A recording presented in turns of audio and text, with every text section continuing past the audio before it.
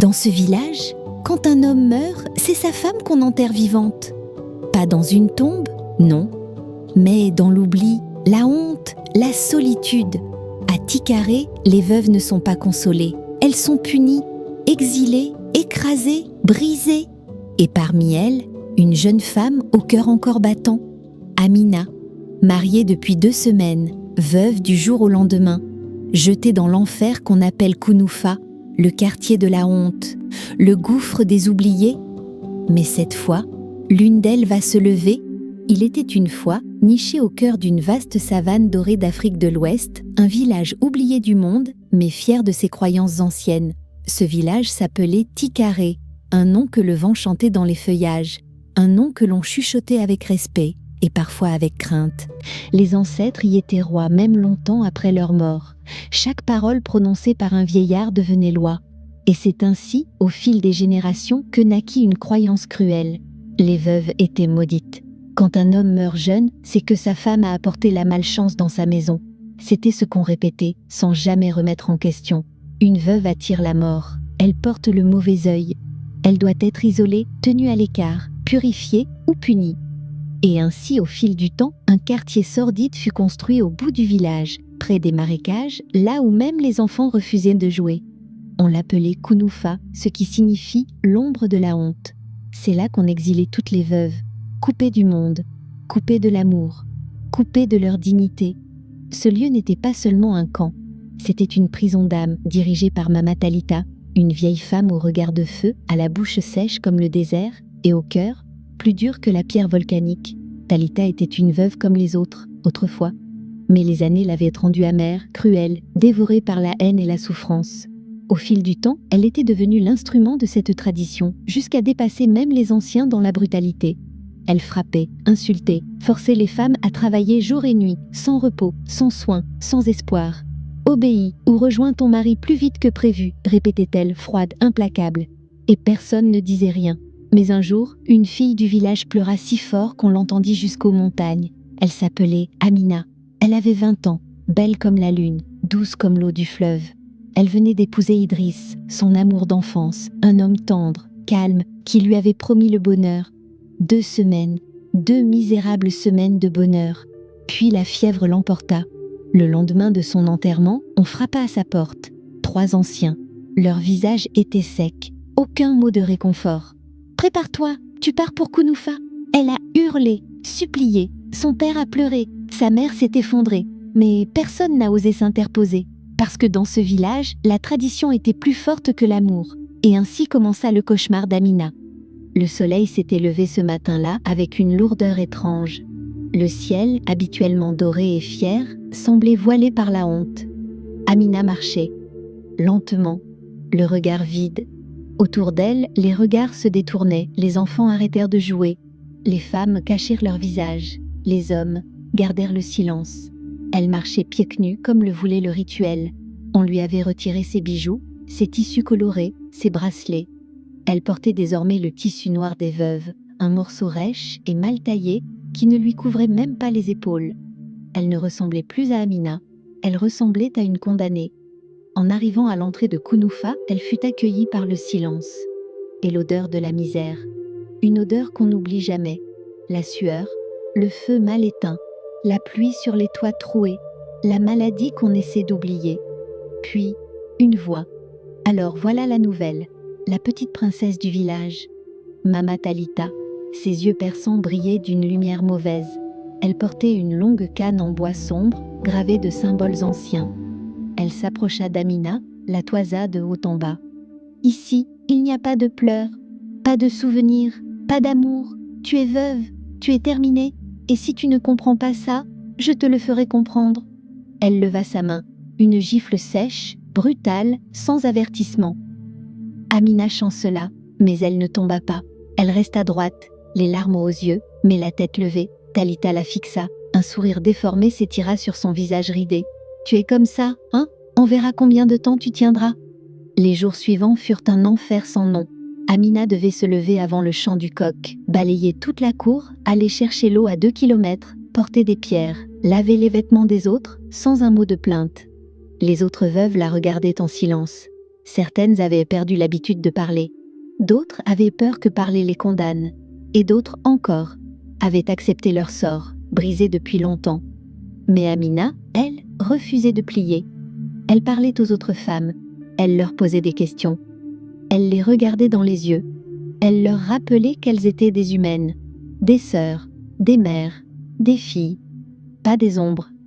Une vieille veuve, du nom de Djeneba, lui dit un soir en chuchotant : « Fais attention, ma fille, ici, l'espoir est un poison. Et toi, tu fais revivre ce que Talita veut tuer. » Mais Amina ne recula pas. Et alors, la punition tomba. Un soir, alors qu'elle partageait en secret un peu de manioc avec une jeune veuve malade, Talita l'attrapa par les cheveux et l'entraîna au milieu de la cour. Devant toutes les autres, elle la força à se mettre à genoux. « Tu veux jouer à la rebelle ? Tu veux semer le chaos ? Tu veux faire croire à ces déchets qu'elles peuvent encore rêver ?» Elle leva la canne. « Je vais te briser, Amina, comme j'ai brisé toutes les autres. » Mais ce que Talita ignorait, c'est qu'Amina n'était pas comme les autres. Elle n'avait plus rien à perdre. Son mari était mort. Sa famille l'avait abandonnée. Son avenir, on le lui avait volé. Mais sa voix, son courage, son cœur, personne ne pourrait jamais les lui prendre. Et ce soir-là, alors que la canne s'abattait sur son dos, Amina ne cria pas. Elle chanta, une vieille berceuse que sa mère lui chantait. Une chanson douce, triste, mais pleine de dignité. Et dans le silence effrayé de Kounoufa, les veuves commencèrent à pleurer. La nuit était tombée sur Kounoufa, mais personne ne dormait. Les cris d'Amina résonnaient encore dans les cœurs, ou plutôt le silence d'Amina. Car elle n'avait pas crié, elle avait chanté, et ce chant avait réveillé quelque chose d'oublié, de profondément enfoui, dans les âmes brisées de toutes ces femmes. Talita, elle, était furieuse. Elle tournait dans sa case comme une bête blessée. « Cette fille va tout gâcher !» Elle lança sa calebasse contre le mur. L'eau se répandit comme le sang d'un mauvais présage. Elle savait, elle le sentait. Si Amina ne se brisait pas bientôt, le pouvoir qu'elle détenait sur les veuves allait s'effondrer. Pendant ce temps, dans la case en paille où dormait Amina, ses plaies saignaient, mais elle ne pleurait pas.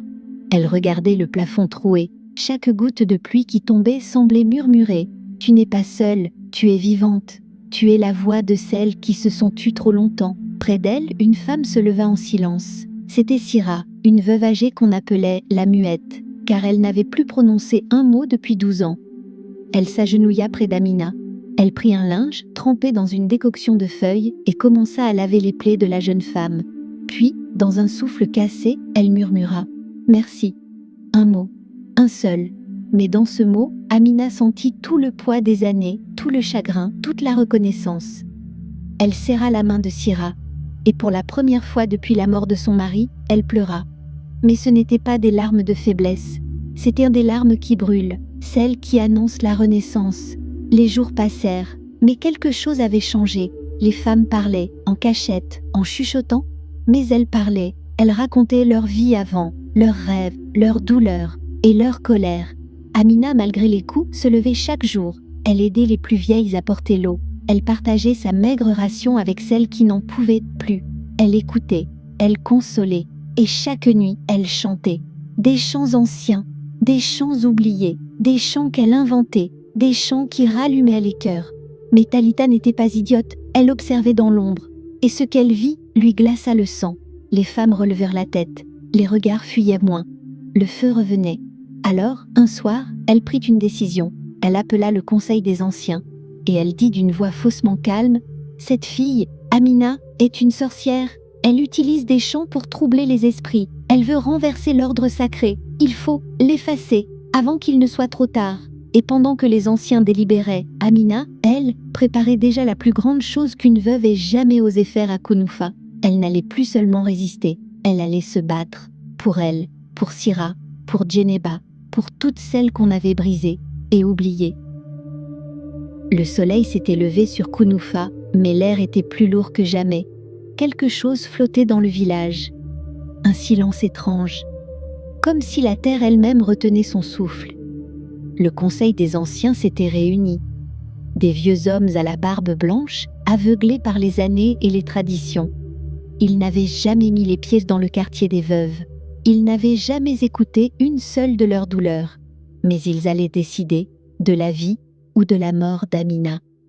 Pendant ce temps, dans le coin des oubliés, les femmes s'étaient rassemblées. Ce matin-là, personne ne partit au champ. Personne n'alla chercher de l'eau. Elles étaient là, silencieuses, alignées, autour d'Amina.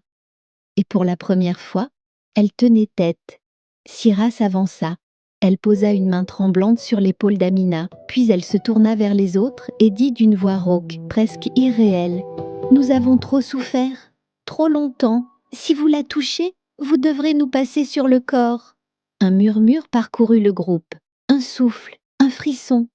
Et puis, Djeneba, la plus vieille de toutes, ajouta, « On nous a tout pris, nos maris, nos enfants, nos noms, nos vies.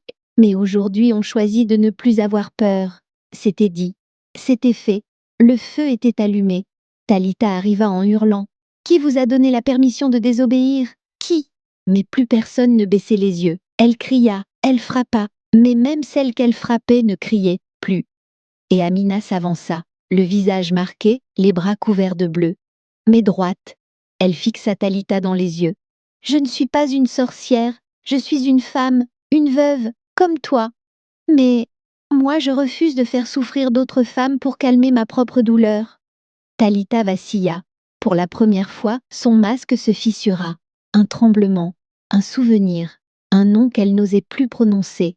Son mari, celui qui l'avait battue, celui qui l'avait méprisée, celui qu'elle avait pleuré, en silence, jusqu'à ce que la haine devienne sa seule armure. Pendant ce temps, les anciens s'avançaient, escortés par les jeunes du village. Ils venaient rétablir l'ordre. Mais ce qu'ils virent les glaça. Une centaine de femmes, fatiguées, blessées, mais debout. Et au milieu, Amina, le regard plein de feu. « Si vous me condamnez, alors condamnez-nous toutes, car je ne suis plus seule. » Un long silence. Puis un vieil homme s'avança, le plus ancien, celui qu'on appelait Baba Koné. Il la fixa et dit simplement, « Il est temps de parler de ce que nous avons laissé pourrir depuis trop longtemps. » Et ainsi, pour la première fois dans l'histoire de Kounoufa, les veuves eurent le droit de parler. Ce jour-là, les voix qu'on avait voulu éteindre devinrent des tambours. Et le cœur des oubliés recommença à battre. Le cercle s'était formé, un cercle que l'histoire n'avait jamais vu dans ce village.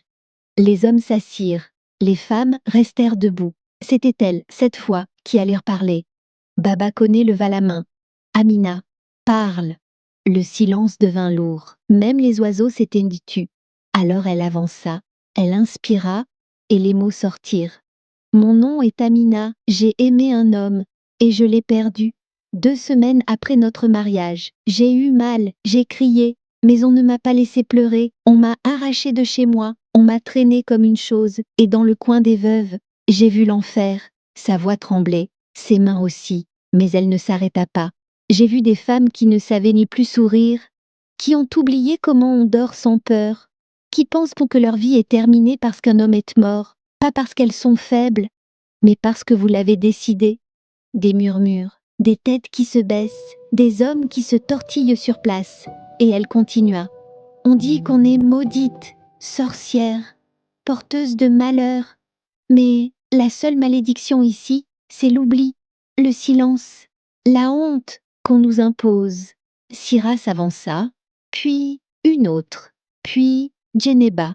Et une à une, elles ont parlé. Elles ont dit les coups, les humiliations, les nuits sans pain, les viols cachés, les insultes lancées mis à voix basse. Elles ont tout dit. Elles ont vidé des années de silence. Et pour la première fois, les anciens ont écouté. Baba Koné avait les larmes aux yeux. Il avait vu des guerres, des morts, mais jamais une douleur aussi profonde que celle-là. Il se leva et dit d'une voix brisée, « Nous avons échoué. Nous avons oublié que nos femmes sont nos mères, nos sœurs, nos vies. Nous avons laissé la douleur devenir une loi. » Puis il s'agenouilla devant Amina, devant toutes, et il posa sa tête au sol, en signe de pardon. Ce soir-là, le feu fut allumé au centre du village, mais pas pour punir, pour brûler les chaînes, celles de la tradition injuste. Et Talita, elle s'approcha d'Amina, sans haine, sans cri, et dans un souffle, elle dit, J'ai oublié que j'étais une femme avant d'être une veuve. Tu m'as réveillée. Amina lui prit la main, et dans ce geste, 2 douleurs devinrent une force. Amina, ce n'est pas qu'un nom, c'est une flamme, une voix qui s'est élevée là où tout le monde se taisait. Et si toi aussi, tu crois que les traditions ne doivent jamais écraser l'humanité, alors partage cette histoire. Abonne-toi, car ce n'est que le début. La douleur d'hier deviendra le combat d'aujourd'hui et l'espoir de demain.